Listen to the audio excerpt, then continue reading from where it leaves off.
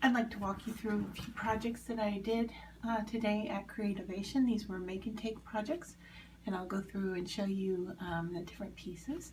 So this sloth was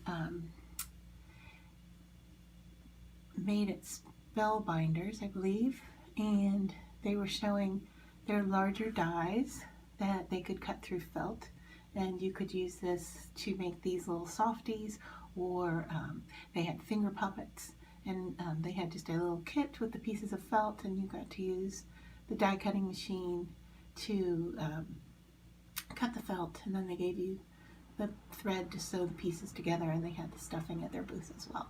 So that was a make and take.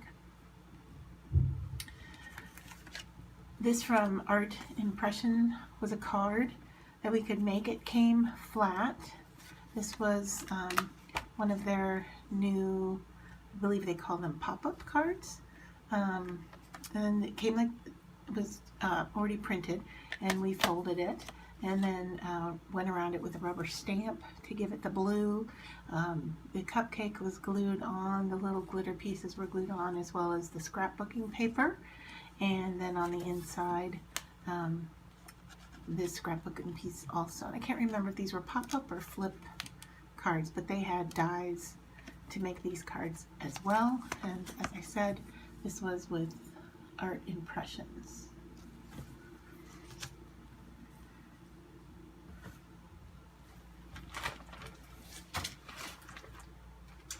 This was, I believe, Spellbinders. If I'm getting the companies wrong, I will put them in the text with this video.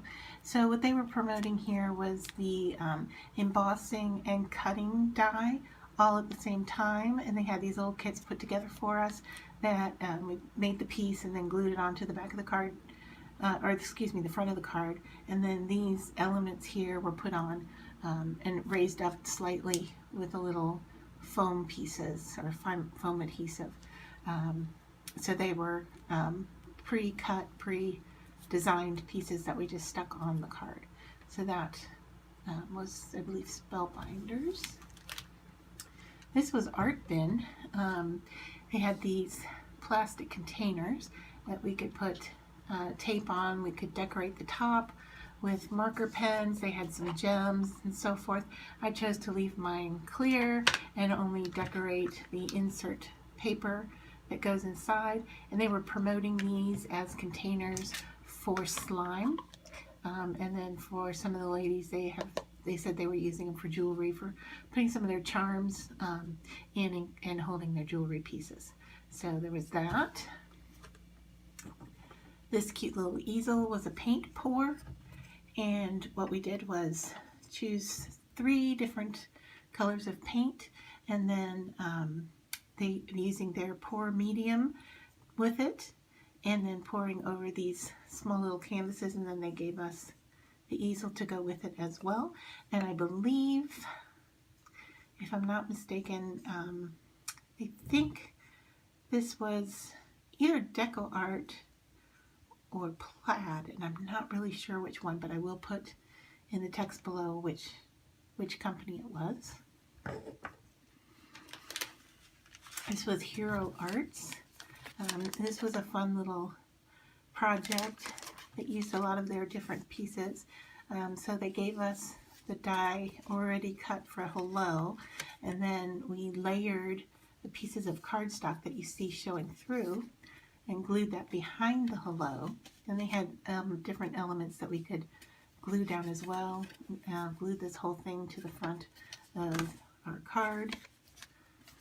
And then we got to keep the additional hello piece to do something else with it. So that was a fun make and take. These earrings are really exciting. These were made from PMA, and they were promoting a new die cutting machine that adjusted its thickness and how it cut. And they have these new dies made for cutting through leather, pleather, plastic, that kind of thing. And they had all the pieces cut for us. They also are starting to make these little metal pieces that are decorative. This is only one example but they had metal pieces, and then they had all the jewelry making pieces to put it all together. And so when I get home and get to a pair of scissors, what I plan to do with this design is cut this bottom off so it's more of a rectangular shaped earring. Inside two of those, and this was one booth I was rather excited to go and see their materials, and this was one of the new processes.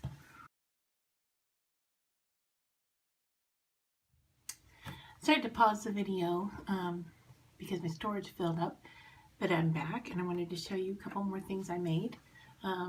This piece was from a company called, I think it's Thibra or something like that, but I'll put the name in this video. And it started out as a piece of gray plastic that you used a heat gun with, and it became very pliable.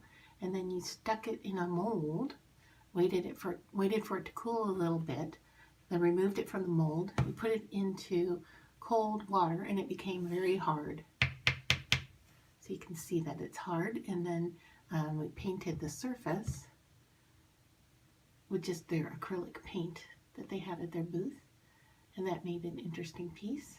And it was interesting because these sheets, they're quite large, a little bit larger than 8.5 by 11 sheet, and they sold for, I believe what they say, $8.50 a sheet. And it was really neat process and very affordable as well. So that was interesting. This piece I made at the Fiskars booth. They were promoting their new tools that cut through leather and so forth. Not a great piece craft-wise for me, but it was interesting to use their new tools, and I'll have a video of all of their new release items coming out soon. So that was at the Fiskars booth. And then at the Sakura booth, they had these cards. You could pick between an ice cream cone and a donut, and they gave you the design, and then they had watercolor palettes and water paint brushes, the kind of paintbrush that contains the water within the brush, and you could use their palettes. They had lots of different palettes. Some of them were metallic, some of them they had different names to their sets of colors.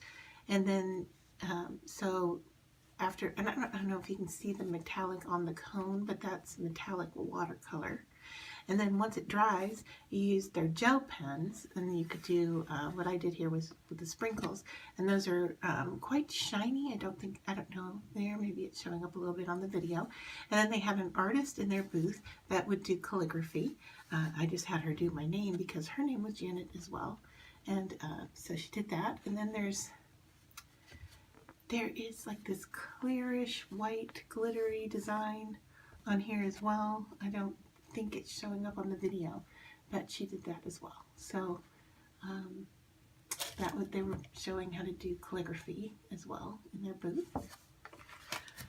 And then with gel press, we did this process of using cut paper and making the shapes onto the gel press, and then using designs or stamps, large stamps, so forth, to remove pattern in the ink. And an interesting part of this process was that you let everything dry, and then when you're ready to transfer it to this paper, you put down gel medium that reactivated all of the paint that we had put onto the gel press, and then it transferred onto the paper. The outer border was rubber stamped.